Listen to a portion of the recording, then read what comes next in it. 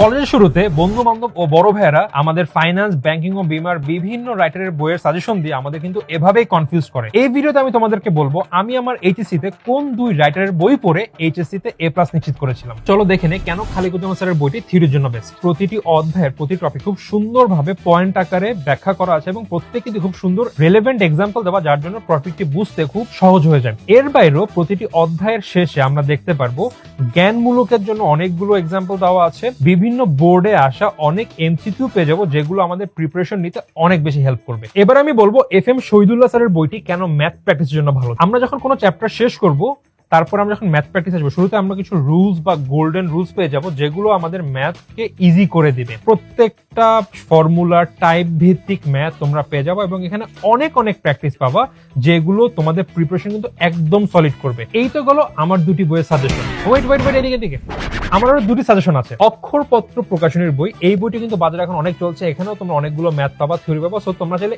এটিও ফলো করতে পারো।